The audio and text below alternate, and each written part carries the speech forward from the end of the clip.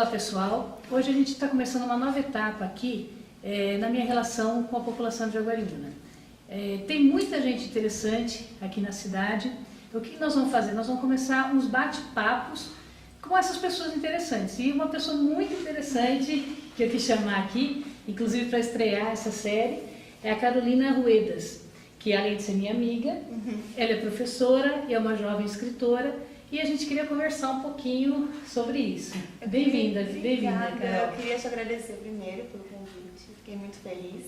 E eu espero que eu possa contribuir de alguma forma, né, com as minhas experiências para o seu quadro tão legal, tão interessante. Que legal. Carol, eu sei que você é uma jovem professora e uma jovem escritora. Sim. E a gente sabe que o magistério ele tem, na verdade, afastado os jovens.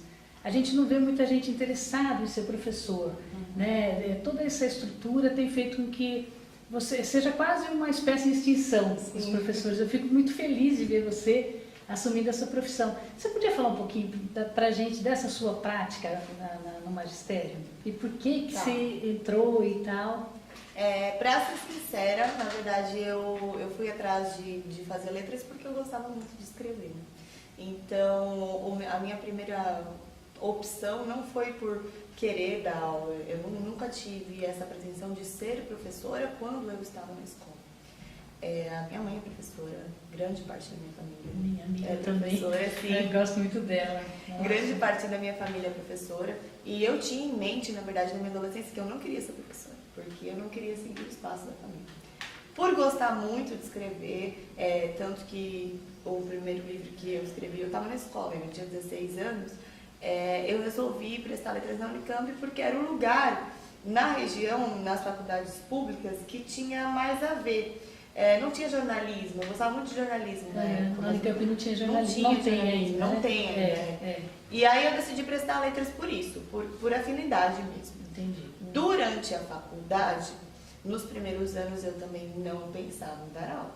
Eu pensava em trabalhar com tradução, com pesquisa, com qualquer outra coisa, menos dar aula. Fiz até um estágio em outra área que era para recepção de estrangeiros. E aí eu trabalhei bastante tempo no CNPq, que fica no Síncrontron, ali perto da Unicamp. E um dia, no quarto ano da faculdade, porque são 5, né, letras noturnas, eu tive uma disciplina, numa sexta-feira, com um professor chamado César Nunes. Esse professor é professor e palestrante, então ele dá várias palestras sobre educação. E eu fiquei encantada. Quando eu saí daquela aula, ele me cutucou, na verdade. Ele me motivou a fazer alguma coisa. Entendi. Ele praticamente disse que vocês estão trabalhando com educação e eu espero que vocês queiram mudar alguma coisa, que vocês queiram ajudar as pessoas. Porque é um espaço, né? Na verdade, é o espaço mais rico. Com certeza. Embora, às vezes, ingrato, né? Mas é muito rico, é onde você vai ter o contato com os jovens. O professor, ele é um agente modificador ali. Ele está ali para ajudar numa transformação, numa solução de um problema, e problemas pequenos e grandes problemas sociais, assim, imensos. Então, foi a forma que eu senti que eu poderia ajudar e atingir mais pessoas. Entendi. E aí eu decidi que eu queria ser professora ali. Legal. Porque, Carol, realmente a gente percebe muito na universidade que às vezes o aluno é brilhante, ele se torna mestre, doutor, mas ele fica um pouco distanciado dos problemas da sociedade, né? Ele meio que se isola.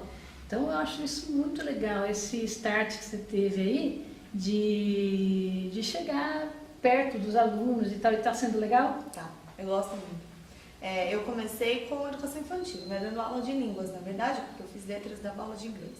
Achava que eu jamais conseguiria dar aula para o ensino médio por conta da minha cara de novinha, porque a minha própria postura não é uma postura de uma professora brava, autoritária, rígida, não é. Então eu achava que eu não ia conseguir ter o controle da sala, eu tinha medo, de verdade. Assim. Principalmente por isso que você falou também, do fato da gente ver muita notícia, muita perspectiva ruim em relação a isso. Então, era o meu medo. Eu comecei com os pequenos, daí depois eu fui para o Fundamental 1, aí eu fui para o Fundamental 2 e médio, e aí quando eu cheguei no médio eu não quis sair. Comigo aconteceu também isso. Eu também, foi quando mais gostei de dar aula para o ensino médio. Eu também comecei, na verdade eu comecei com, na época a gente chamava de PEB 1, né? Aí eu comecei de primeira a quarta e gostava, mas não era muito minha praia, de quinta a oitava, e aí no ensino médio foi onde eu me encontrei também, né? Mas aí perfil, né? Sim, é perfil. A gente gosta da educação de maneira geral, mas você acaba tendo um perfil com uma idade. E eu gosto muito, eu ainda dou aula para o Fundamental 2, gosto muito do Fundamental 2, mas eu acho que é com os adolescentes, o meu negócio é com os adolescentes. E você trabalha com redação com o ensino médio? Isso, eu trabalho redação no ensino médio e produção de texto com o ensino fundamental. Aqui em Jaguariúna eu trabalho com redação no ensino médio. E você acha que, como é que estão os alunos? Você consegue tirar muita coisa boa?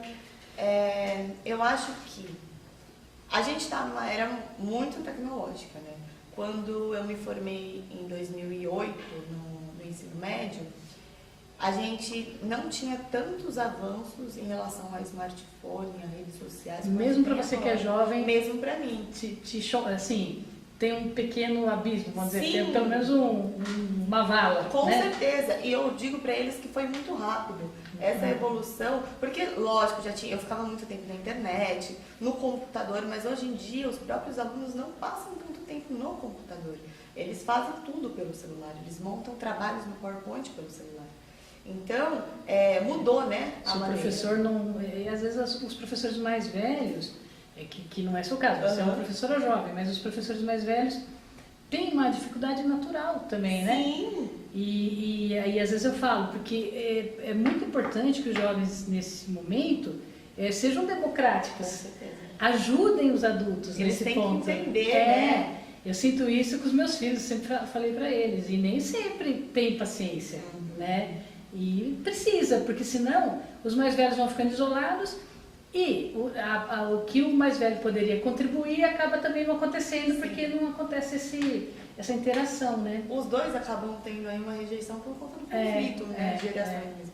E a redação, ela é conflituosa aí com a tecnologia, porque muitas pessoas dizem, por exemplo, que a redação está ligada com a literatura. E muitas pessoas dizem que hoje em dia os adolescentes, adultos, etc., leem menos. E assim, livros realmente são lidos com menor frequência, mas a nossa comunicação é completamente em leitura escrita. Se a gente for pensar em quantidade de informação que é lida o dia inteiro, leem muito. Leem muito. Leem Toda hora no Google é escrita. Leem muitos artigos, notícias. O próprio Facebook, ele trouxe uma ferramenta que não existia nas redes sociais anteriores, que é de compartilhar uma notícia, que é de você comentar uma notícia com os seus amigos. E isso promove uma interação. Então, é localizar para eles que eles já estão interagindo e que a redação simplesmente vai ajudá-los a colocar no papel. Isso que você falou até me lembra, porque assim, está expondo muitas pessoas, o Facebook acaba expondo a deficiência da escrita das pessoas, Exatamente. né? Porque todo mundo tem que escrever hoje em dia no Facebook, né? E aí você acaba vendo que, eu acho que não precisa ser muito formal. Claro. Mas quando você tem erros assim muito pesados, também você se expõe muito, né? E aí eu acho que os estudantes eles devem também se tocar nisso. Falar assim, eu também não quero escrever tudo errado lá. Mas eles não querem. Eles não querem, Eles mesmos acabam usando como argumento o erro ortográfico do outro. Eu falo muito para eles porque eles têm aula de redação comigo, mas eles têm aula de gramática com a professora de português. E a aula de redação existe para trabalhar, lógico que a gente tem que trabalhar a gramática, a gente tem que trabalhar, enfim, a ortografia, mas ela tá lá, a redação tá lá para a gente trabalhar a argumentação. E a argumentação... A capacidade de pôr a ideia em palavras, ideias em palavras. De você conseguir conversar sem ignorância, de você conseguir convencer o seu interlocutor sem você precisar de tanto esforço, entendeu? Com os seus argumentos. E é essa a dificuldade. A dificuldade é justamente eles conseguirem chegar onde eles querem através da escrita. Eu acho que o que tem de mais importante na redação hoje em dia é permitir a comunicação, é facilitar a comunicação. É muito legal isso, é uma coisa que a gente não pensa, né? A gente fica pensando muito nessa coisa formal mesmo, de escrever a redação lá no papelzinho, entregar para o professor, que essa pode ser a prática, mas o quanto que hoje em dia talvez tenha que se escrever até mais do que antes. Exato. Né? Também o Facebook, ele democratizou. Então, por exemplo, você tinha, mesmo em cidades pequenas, você tinha pessoas que tinham acesso à coluna social, né? Hoje, todo mundo tem, todo mundo põe o passeio, todo mundo põe a festa que foi, todo mundo está na mídia, de certa forma, né? E tudo isso está tendo que, eu acho que, desenvolver um comportamento e essa coisa da escrita, muito legal isso. Eu acho que muito legal que professores assim como você percebam isso. E às vezes, se os professores ficam parados naquela fórmula antiga, realmente eles não conseguem dar resposta para o aluno, né? No que o aluno está procurando. E até pegando um gancho, você escreveu o livro Conectada. Isso. Né? Conectada, que eu acho que tem a ver com isso que a gente está falando, tem né? um pouco a ver. Fala um pouquinho do seu livro, Carol. O Conectada, ele é um romance. Ele é um romance mais para jovens e adultos, aí, um infanto-juvenil mais para ensino médio mesmo, né? Não tanto para fundamental. E ele conta a história da Catarina, que é uma blogueira, ela trabalha como influenciadora, que na verdade era formada em outra coisa, em direito, mas ela começa a mexer com a internet e a profissão dela muda. Mas o Conectada, ele surgiu mais porque eu percebia que os meus alunos e os meus próprios amigos, eles estavam um pouco... E o Conectado, ele surgiu, na verdade, da necessidade de eu mostrar para os alunos e para os jovens em si que a vida da internet, dos influenciadores, ela não é deles, não é tão pior quanto a vida dessas pessoas. Então ele conta a parte de trás das câmeras da blogueira, ele conta os problemas que ela enfrenta por conta da rede social, os problemas que ela enfrenta na família, no trabalho, para que eles entendam que a rede social é só uma janela bonita, né? Interessante. Que a gente mostra o nosso melhor e que às vezes nem é tão nosso assim, não é nem tão verdade assim.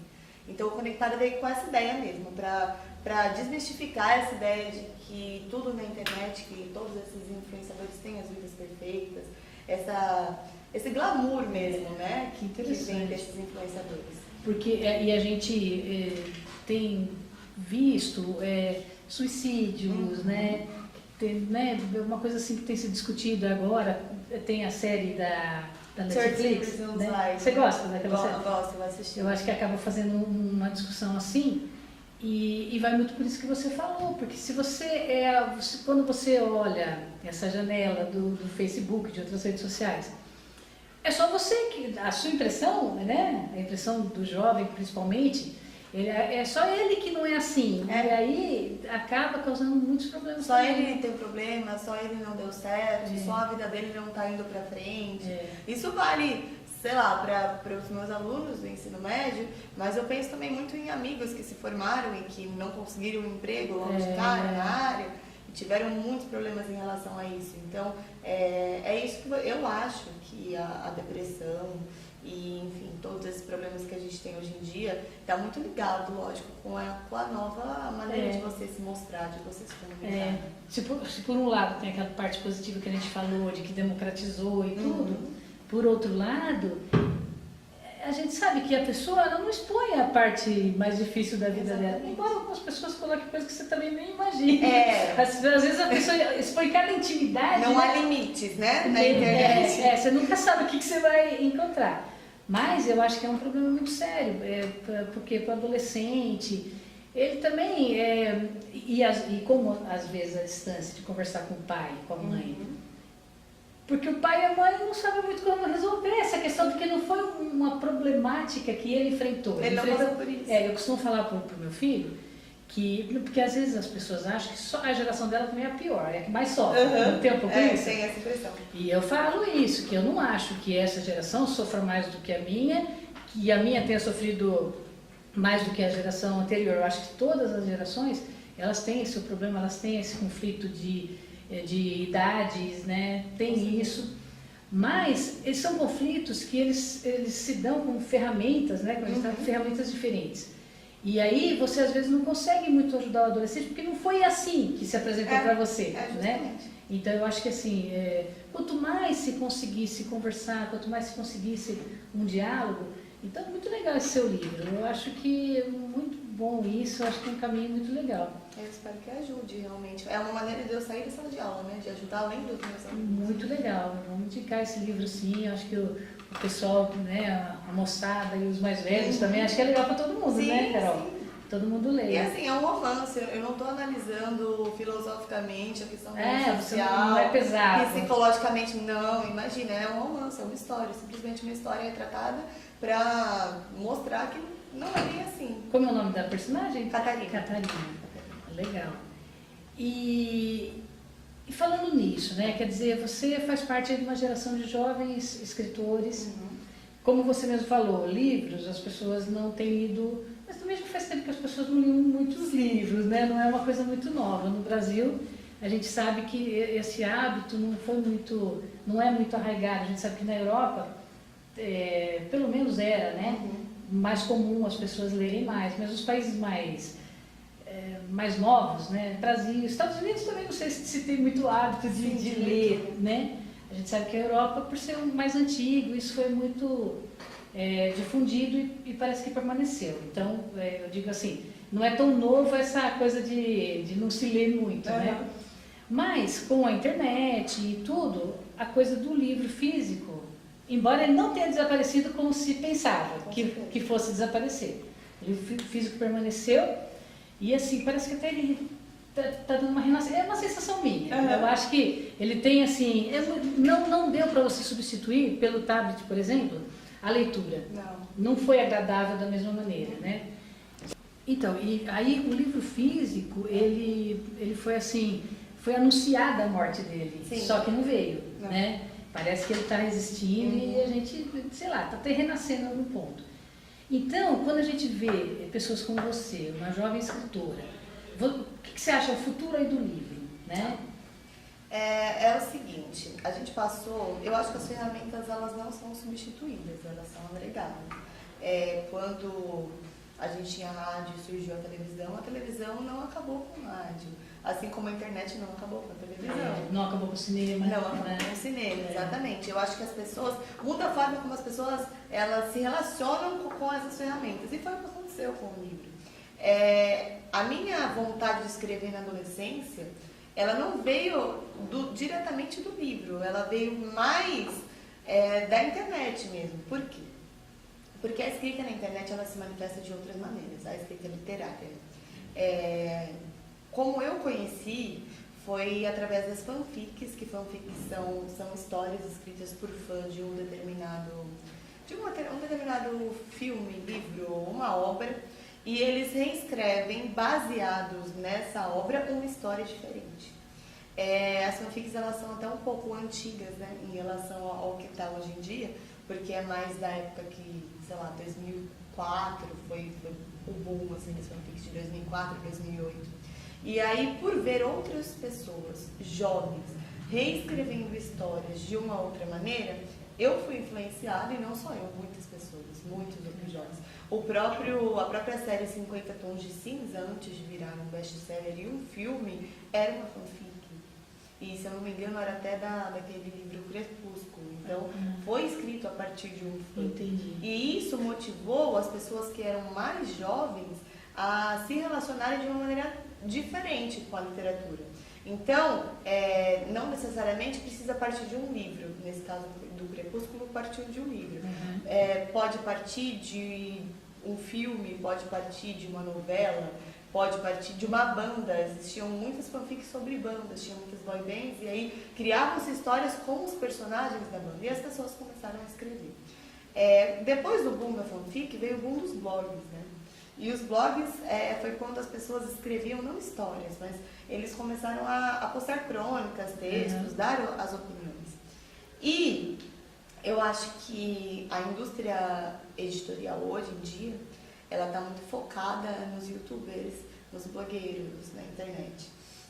Os livros que têm se vendido para essa faixa etária mais jovens, que são dos meus alunos, eles são de pessoas que são influenciadoras, que já tem um público. Então, assim, tirando Thalita Rebouças, por exemplo, que é uma escritora juvenil que conseguiu o público dela através dos livros e depois foi na internet, outros tantos escritores, como Bruna Vieira, que é a dona do blog depois dos 15 e hoje em dia do canal, vieram da internet, da produção da internet e passaram para a produção Elas literária. tornam-se queridas e famosas, e aí depois elas lançam um livro, Lançam e um aí livro. eu já tenho interesse no que a pessoa escreveu, né? Exatamente, já tem interesse. Então, muitas pessoas acham negativo isso. Livro de youtuber não é escritor. Mas é uma forma de não deixar o livro morrer para essa geração que está muito ligada à tecnologia, entendeu? Então, eu onde ela vai tirar a informação, exatamente. né? A gente, quando gostava de, sei lá, eu gosto ainda de uma banda, se eu tenho o interesse de ter uma recordação, eu ainda compro um CD, entendeu? Então, se essa pessoa lançou um livro, não é porque eu tenho acesso ao site, por exemplo, que eu não vou ter. Eles fazem, como chama? Tardes de autógrafos, noites de autógrafos, autografam os livros, então eles acabam fazendo com que a pessoa queira comprar o livro para conhecer quem escreveu, quem é o ídolo. E dessa maneira, eles mantêm aí a indústria editorial. Eles tem livros de videogames, né? Sim. Games aí se tornam livros, né? Exatamente. Então, é isso. Eu acho que o livro ele vai achar um lugar para ele se esgueirar e continuar existindo. Nesse momento, é isso.